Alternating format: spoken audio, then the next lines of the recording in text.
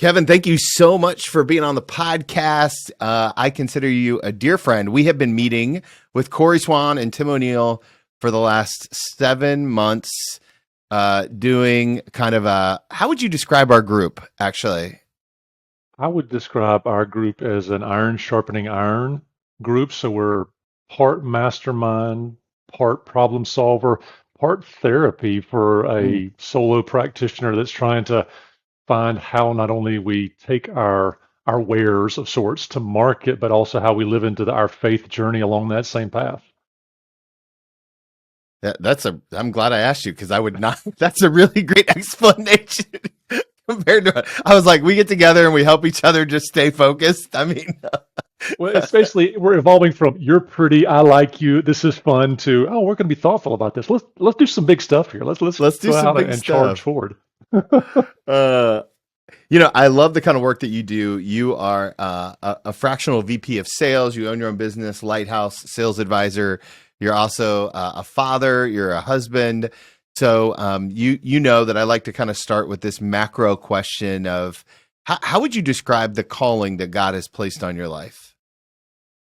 The calling is interesting, and it came to me in two different iterations. The first was I was working for another company, a great company, had a national sales team. I was, working with them, helping small business.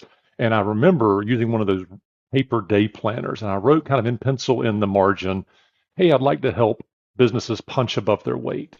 And Mm, I didn't really know what that meant, but punch above their weight kind of became the wellspring for where all this evolved. But that was back in the 2018, 2017 timeframe.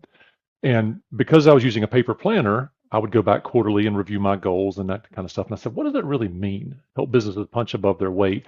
And so I was just kind of reflecting on that statement, and I thought back to my days as a child and my father having a home-based business, being an entrepreneur. He was an importer, so I had that front row seat as a budding 10-year-old onto what it means to own your own business and kind of obsess over your schedule and your life and how life and work come together. So I'll get to work as worship in a moment. But then, so fast forward a few years, and I'm in college. I'm thinking, boy, I really want to go into sales and grow my professional experience because, you know, the rumor has it that salespeople do cool stuff, go cool places, and eat great food. And that's kind of the expectation I had set as a graduating from high school and into college and my college life.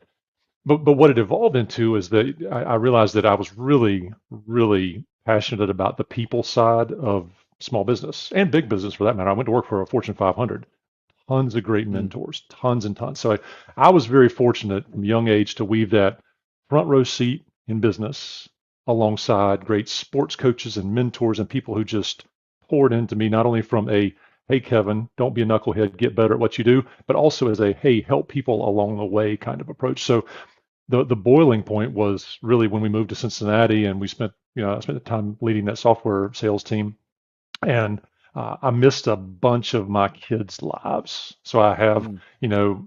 middle high school age kids, but for the 7 or 8 first years that we were here in Cincinnati, I was leaving on Sunday, getting back on Thursday most weeks. And my wife has a job where she works Thursday through Sunday afternoon. So we really became the ships passing in the night. We were roommates, not really, but it was like we were trending towards that. Hey, if we don't Yeah. make that adjustment, we're going to, we're going to find ourselves at a crossroads. So we got really intentional about getting me off of a plane and getting home more because so I could be more present. And the real story, if you ask her, is she'd say, "You'd come home on Thursday nights and really start messing up all my systems," which was true, right? Because I was trying to help, because I'm a helper, I'm a fixer, I'm a doer, but I wasn't helping.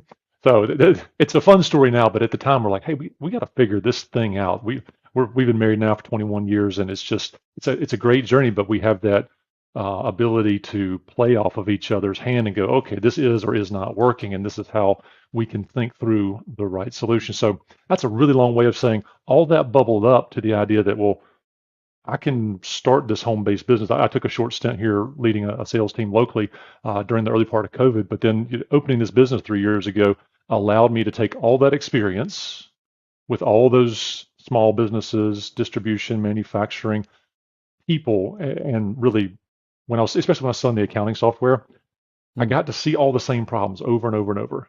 Family, resources, challenges, succession planning, revenue, margin, all those things come to bear in every business. And it came to pass in my mind, I was like, they all have the same problem and they all would benefit wildly by just getting organized. What if we put a selling system in place that is a success support structure, right? If we can repeat success at the founder owner level, repeat that success by hiring well and having those people repeat that same success formula and model, we can really shake the family tree here. So that's the really long short story, but there's one real key point in there, and it's when we lived in Raleigh, North Carolina. My wife and I, we'd been there for some years. I'd gotten recruited to work for this family-owned business, going generation one to generation two. And in that time, the owner of that business, great guy, again, mentor to me, he put these things in my path that said, there's a way to do business that is glorifying God, but there's also a way to do business that helps people on a journey to the betterment of themselves. So culture, work as worship. That business was a faith-based business that just happened to sell HVAC and refrigeration parts, right? It was a culture and family and people first kind of business. Doing kingdom work was really important. So my business name, Lighthouse Sales Advisors, is a direct nod towards, hey, we're a shining light trying to live out those Christ-like values in the market and helping guide businesses through troubled waters. That's the lighthouse piece of what I do. So I look for businesses that I can help, that want to be helped, so I can help put in these success support structures so that they can, make more money, have more fun. I love that, and I've had a front row seat at watching you do that, and it's so much fun to see you do what you do so well. You mentioned your dad as an entrepreneur, and I'm curious because my dad was more. He was a part of an HR. He was an HR guy in a refractory furnace company for a gazillion years, like literally a gazillion, and so what did you learn about entrepreneurialism and about being a business owner from watching your dad that maybe you hold on to today, and maybe things that you are definitely not holding on to? Well, let's see here. Let's couch this in humor first. The things I'm probably holding on to, but trying to let go of, are being a workaholic, right? Come down to the bottom of the stairs, turn left. I'm in my office. I have a home-based business as well. So I'm trying to let go of that. He was an importer, so the suppliers were across the world, i.e., different time zones. So, 2 a.m. conference calls were not infrequent. So the fun thing that I like to remember is the obsessing over the customer, right? My customers are business owners. So obsessing their problems, not my solutions, is really important. So when I go to meet potential new customers, I say I drop my products at the door. So I'm not trying to sell them anything. I'm dropping my products at the door, trying to get to know them and what their real challenges are. And if I can help them, because some I can't. Right? Some Mm. people don't need my services, and that's okay. Some people need a full-time person to execute their existing vision. Great. Let's go do that. Let's go help you on that path, because I know people that are great people looking to be plugged into a full-time role. They don't want to do what I do. So that's a good thing that I'm holding on to. My dad used to say, sell the system, not the product. Meaning, hey, you're providing value into someone else's business. So selling the system of success, in his case, it was a program sale. So he would sell to manufacturers and factories that would buy one SKU a bunch of times on a schedule so they could meet production. So that was his meaning and terminology there. But my process is really develop a process with a founder, which is their way of doing things, that their art of the sale, combined with my science, the processes of, are we doing prospecting? Are we doing closing behaviors? Are we setting ourselves up for success? Are we mixing that art and science together so that they can hire better? Can they hire someone Mm. into their system? Because at the end of our days, if you don't have a succession plan, you'll hit it. But if you do have a succession plan, it's more than just turning out the lights when you're done. You may find a family owner, a potential buyer, a set of employees you want to transition your company to. So having these systems in place, knowing how the revenue is achieved, knowing how quality is achieved, is not different from knowing how accounting standards are implemented, right? There's whole systems for accounting, for HR, for law. Why not sales? Yes, sales is such a funny word. I think it's something that most leaders know that they need, but don't want to talk about or don't want to get better at intentionally. And so I'm going to ask you an unfair question, just so you know. Why do you think people struggle so much with sales? I think macro, our society struggles with sales because they have a lot of head trash around what is a salesperson and what do they do. And when I say that, I would imagine most of your listening audience probably jumps to they're trying to get more money from me. They're trying to get over on me. They're trying to sell me something I don't need. Yuck. I don't want to be any part of that. What I want to instead do is that, one of the courses I teach is sales for non-salespeople. So I strip away all the words and terminology like quota and CRM and call reports and commissions. I strip away all those terms and I talk about, hey, how do you make friends?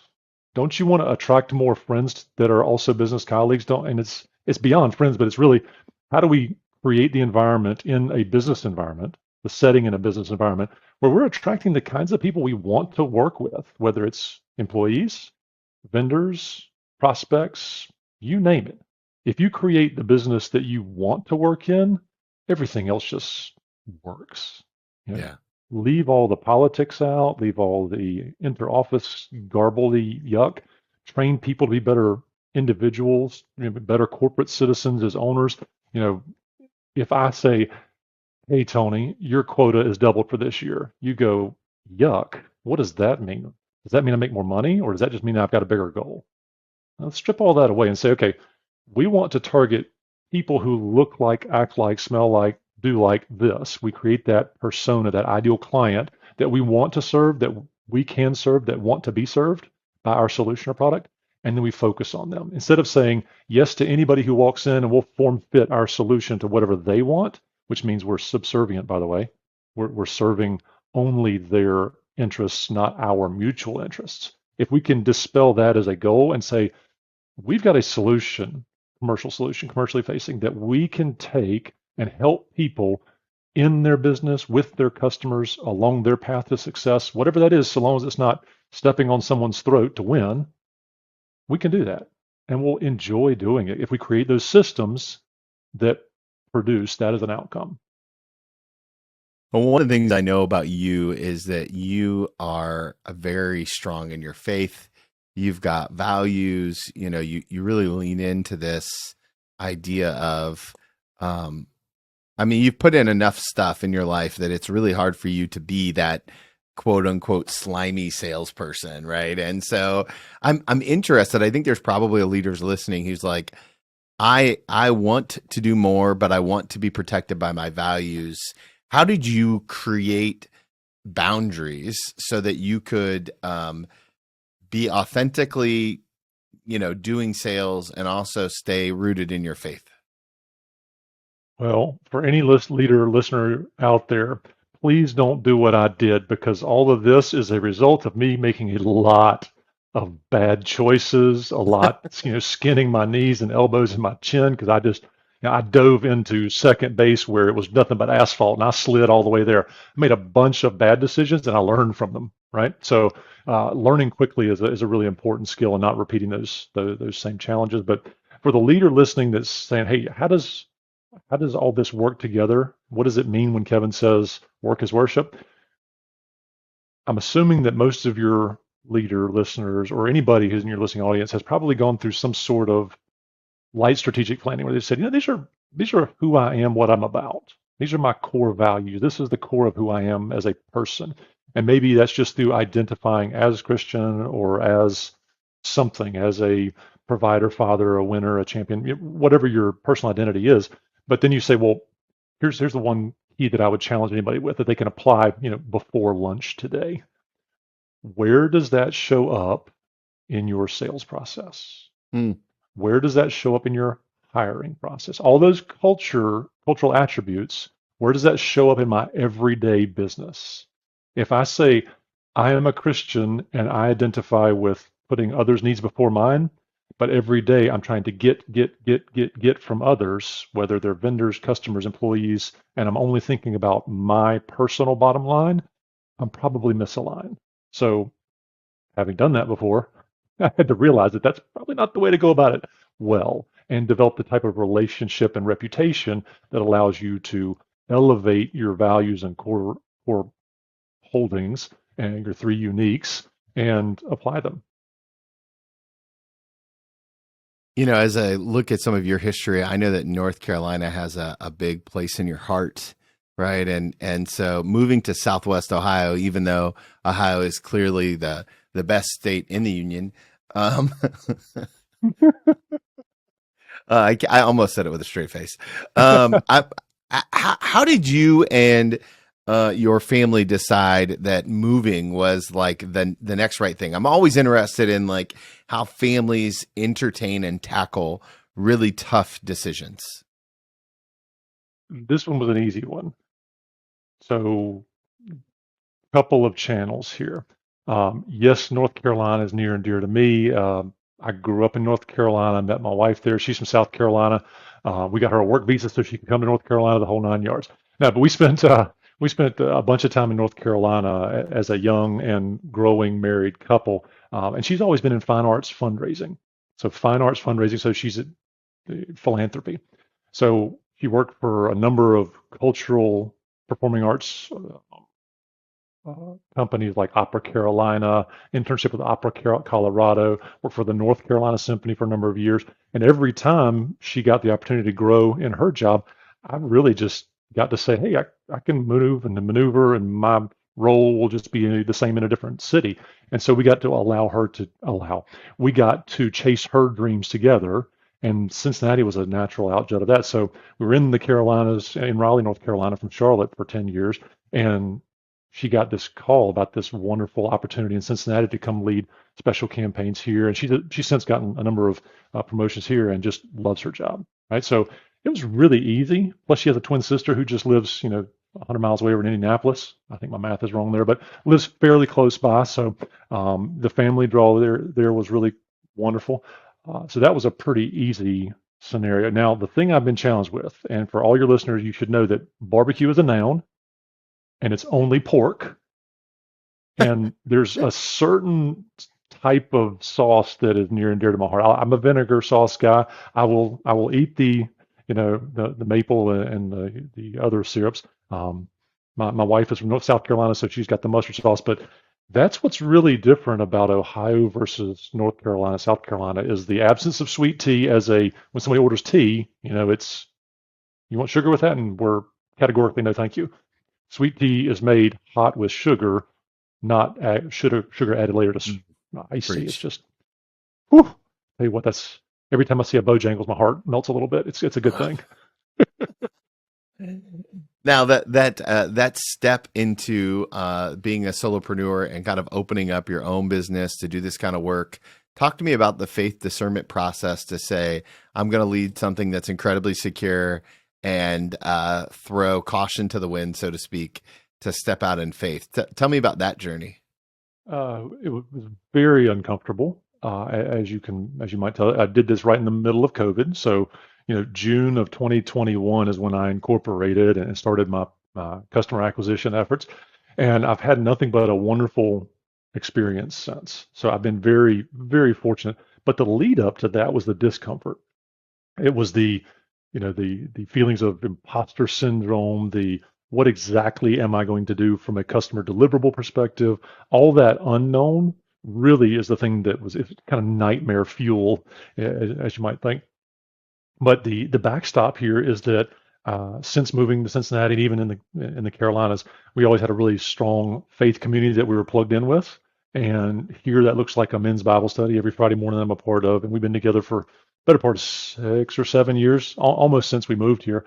So that's been a cornerstone of that faith and trust and leading out and leaning out over the unknown and using faith as the tethering point. So faith along with the marital support. When you look at your spouse, you say, I'd like to do this, and they say, that makes sense.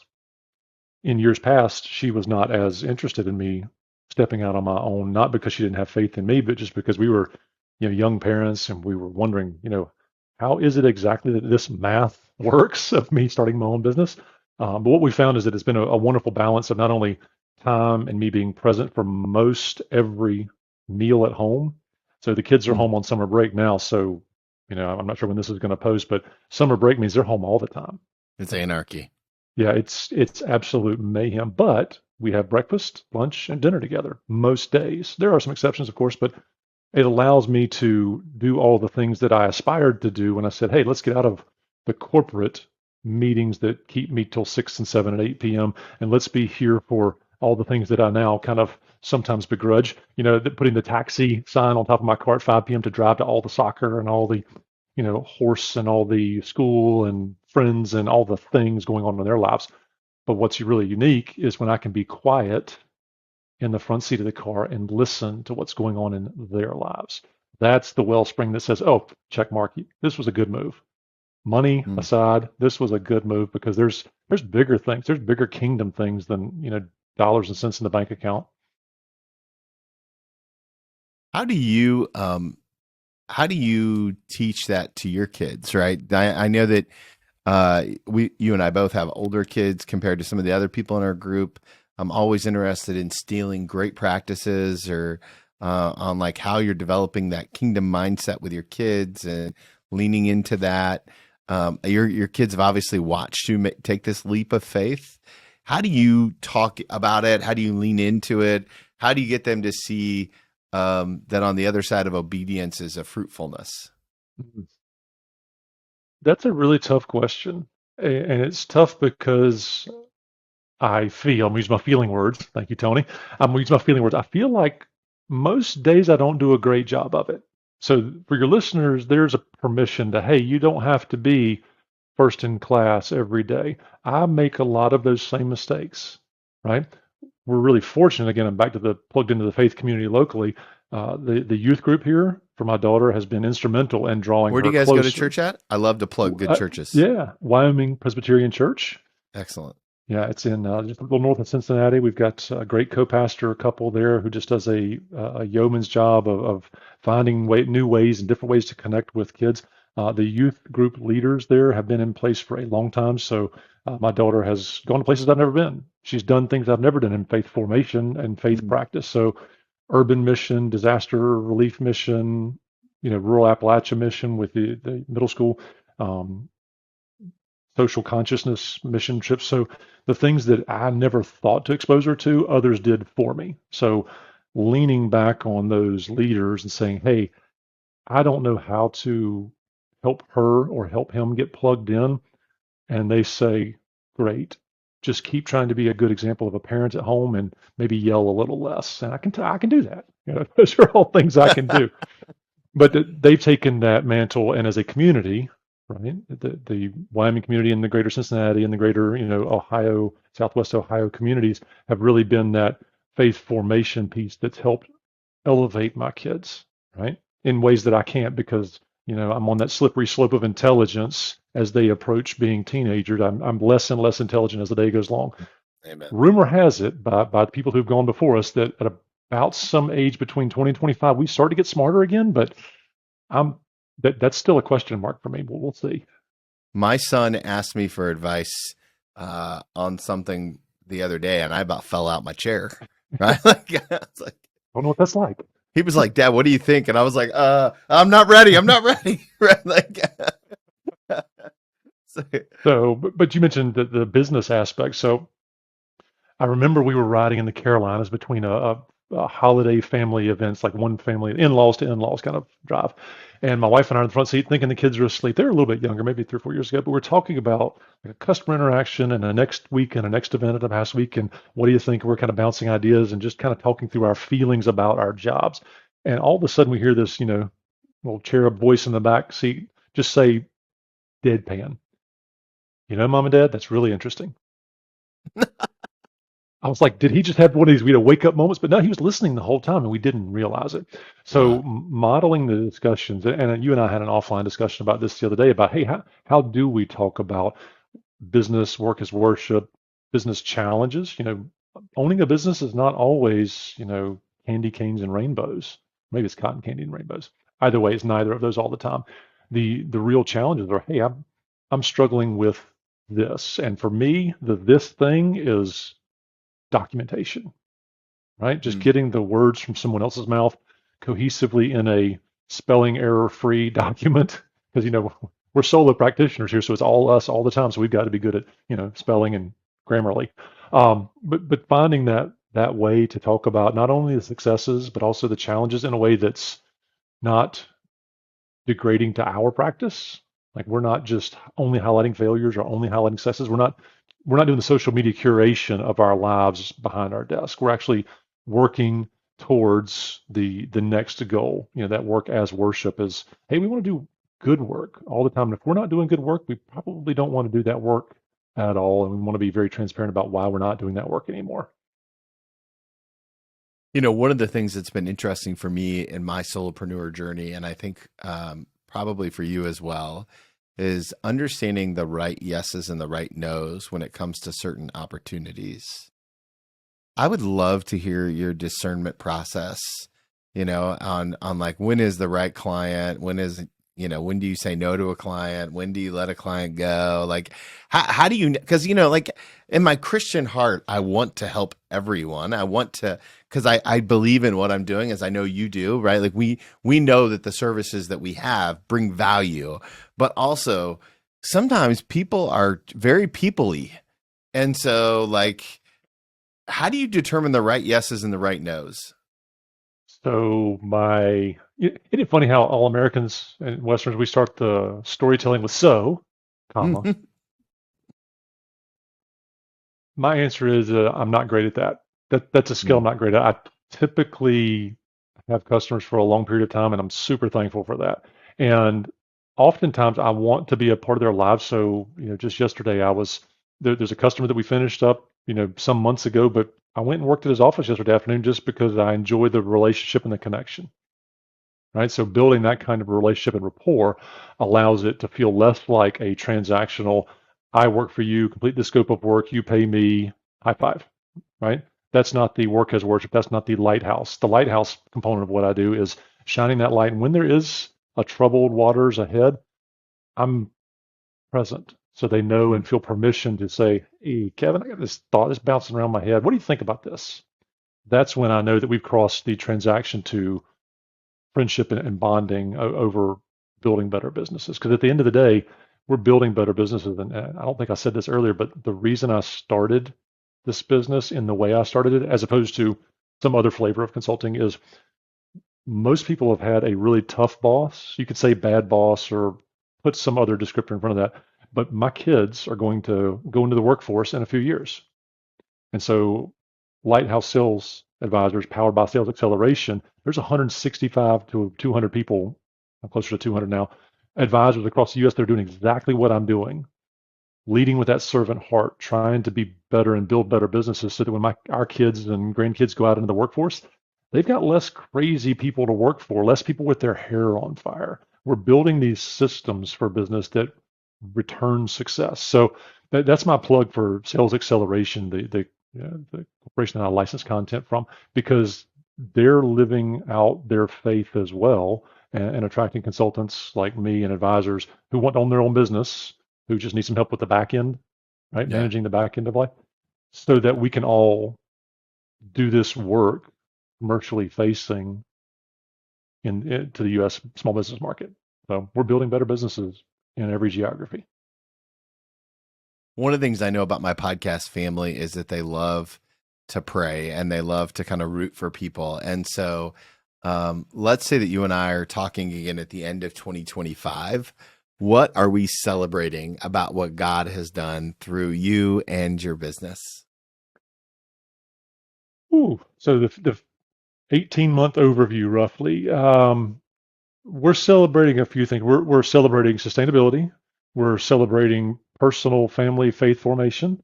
By that time, I will have one that's looking to exit high school, and that's that launch pad. You're in the midst of that now. That launch pad, making sure that I've done an okay job.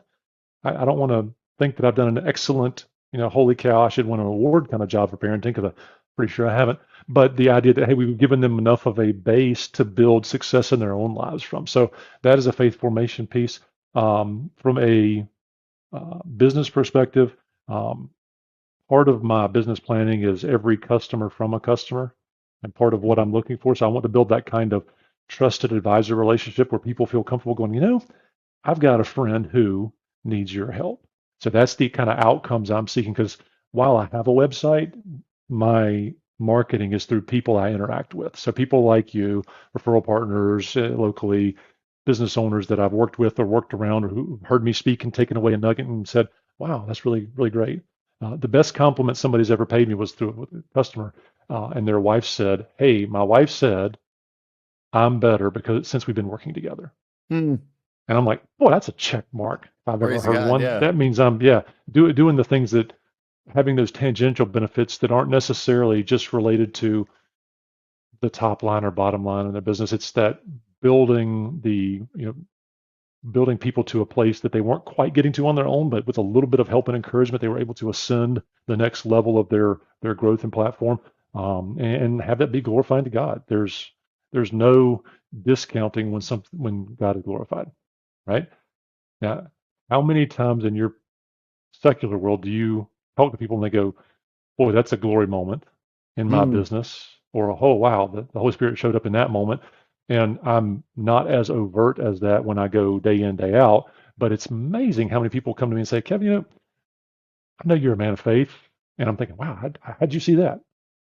I'm, so I'm not, it's not something I'm looking for. I'm not looking for that compliment. But when they say that, I'm like, okay, I'm doing some things right. And then they typically follow that up with, I'm having this challenge. Hmm. And it's rarely inside their business.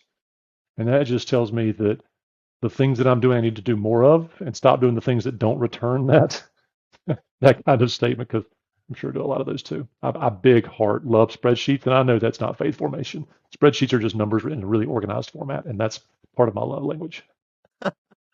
I'm thankful for that because it's not part of mine. Let me um, let me flip that back towards you. At the yeah. end of 2025, what looks like success for you? Oh man. Um, I think, you and I have talked about this offline, obviously, but I have a deep desire for this podcast to really be a bigger part of the work that I do. I'm pretty honest that I want to 10x this podcast. I'd like to get to a place where the monthly downloads are in such a space that it becomes just a bigger part of my ministry and my work and what I get to do. And then I'm working with faith driven executive and entrepreneurs who really want to lean into that relationship with Christ and see generational transformation. So if I could have 5 or 6 of them in addition to a really huge podcast that's telling the stories for faith-driven leaders, then I'll feel pretty good about the end of 2025. Fantastic. Wow. That would be a crowning achievement and a wonderful build up. It's one where people listening here don't have to watch from the sidelines. They can Mm. actively say to the people in their small group, to their neighbors, hey, I found this really interesting sales guy talking to Tony yesterday on the podcast. Not that I'm that interesting, just a different perspective on life. He said something about lighthouses and troubled waters, but Tony's goal is really to make a difference, make a kingdom difference in the world for the purpose of transformational leadership. How do you build better politicians? Let's not get political, but how do you build better politicians? It starts at the kitchen table. Yeah, It amen to starts in that. your house. It starts in school classrooms. It starts everywhere around us where we're building better humans, as my wife likes to say. It's build better humans. Spell I better love that. humans. Build better humans. It's just that simple. Okay, I have one more question for you, but before I ask it, I know that the podcast family is going to want to um, connect with you all over the interwebs. So, there's two things I'd like for you to answer for me. Where is the best place for people to get connected with you? And if someone was like, "Oh man, I just need a Kevin in my life," what's the ideal, person that you like to work with? Okay, absolutely. So I'm writing this down so I don't skip anything. I have a short memory. I'm just kidding. So where can people get connected to me? So I am very active on LinkedIn. So if you want that public-private kind of conversation where I'm sharing tidbits about how to build some of these structures and what to look for when you're building your own version of a sales infrastructure. Life and business colliding. Hit me on LinkedIn. Fairly active there. I'm there daily, if not weekly. But if you're looking for more private kind of, hey, I have a question, Kevin, be happy to donate my brain to your cause to make your life a little bit better. I have a website, lighthouseSalesAdvisor.com. There's a contact us page there. It goes right to my email. I'm a solopreneur. It comes right to me and nobody else. So that's a private way of getting in touch with me directly. People can also reach out to me on my email address, Kevin at lighthouseSalesAdvisors.com, and that's all plural, advisors.com. So those are three ways where I think people can get connected with me, or just be a lurker, lurk around my pages and find content that I publish. You can follow my newsletter as well if you want to subscribe to that. My ideal customer or person I like to connect with, if you are a professional services company, a distributor, a small manufacturer. Think small for me is less than 10 salespeople on Mm, staff. So if you're a founder trying to escape that paradigm of being the only seller for your organization, you are my ideal client. Up to about 10 people because there's just not enough of me to go around. Typically, when people get 8 or 10 salespeople, they kind of need somebody full time. So I typically work with 4 or 5 companies at a time in a fractional basis. So that means they get me part-time for a long period of time until we build that system that they're ready to hire somebody full-time. That's my purpose, is help your business on your path to getting somebody full-time. Your sales, your revenue, your people, your span of control has grown to the point where you need that kind of effort. I know a lot of people, so this is not just about me. So I work with a lot of other great fractional leaders like yourself, Tony. I mean, coaches that help people and their teams. If you're looking for a resource and you're like, shucks, I can't find the right person. I had somebody reach out to me the other day, says, I'm trying to find somebody that does good marketing, like awareness marketing. I'm like, oh, I know a lot of people. I'd love to connect you with a few people. But let me ask you a few more questions. And we got really specific on their market, and I plugged them into 2 that I thought could do a really good job for them. And guess what? They're already connected and already doing work together. So it's that kind of way I like to help people. If you're ideal for me, if I can help you. So think small business, business to business sales, or if you don't have enough leads, don't have enough high enough close rate, or don't have enough customer stickiness, like people buy once and then never come back to you. Those are areas where I can say we can make your life better by tweaking some things. I had one customer reach out to me. He's in a services business. They do think construction services, post construction services. He said, Kevin, after the first month I worked with you, we went and had our 2 highest closing months ever. mm. And I said, well, what happened? He said, well, we closed 60% of our deals, which is double what we've been closing. And I said, Wow. why? And he says, because we got really intentional about how we systemized our closing process, our opening and closing process. And just by virtue of that, we take somebody who is doing well, closing 30% of their opportunities, to doing really well with 60% of their opportunities. And it all came back to time management for them. We just figured out how to manage their time so they had time to close more and not lose deals because they weren't able to get to them in time. So really great success story about how somebody 2x'd their business in a very Yeah. short amount of time. Now, I'm not going to guarantee that for anybody. Please don't hear me say that, but hear me say I love helping people. Love that. Okay. Last question I love to ask people. It's an advice question, except invite you to go back in time and give yourself one piece of advice. Right. So I want to take you back to the day where you first started as a solopreneur, right? Your very first day, you walk down the steps from the upstairs, you turn left into your office, you're staring at your computer, and you realize it's just you and nobody else. If you were going to go back in time and go to that younger version of you and give him one piece of advice about the journey he's going to go on, what are you going to tell him?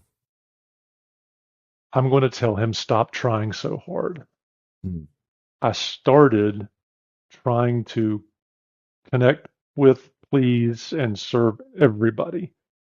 Anybody who would talk back to me, I would talk to, and I realized that they weren't getting the most value of my time because I was so distracted, constantly switching gears between, well, this type of customer, and then manufacturing, and then service, and then SaaS, and then on and on and on.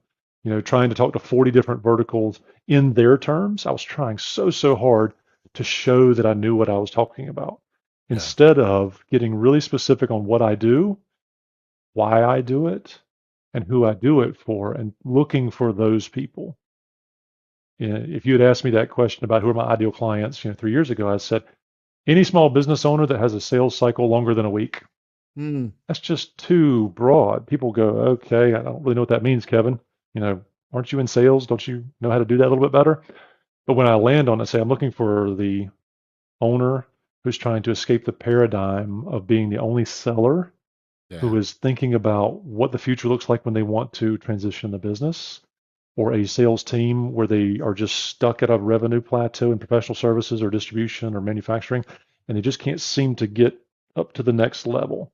And those are the kind of people who want to change and know that change is part of their future, that willing to change.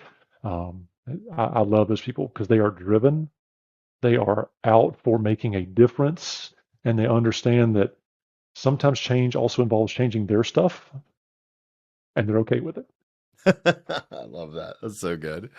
Kevin, thank you so much for being so generous with your time today. Thank you for your friendship and for being willing to speak into my life and to speak into all the lives of the podcast family. I truly appreciate you and your heart for building the kingdom. Well, thank you for having me. Always good to spend time with you. And if we were any closer, we'd be breaking bread for lunch today because that's always a good time investment. Amen.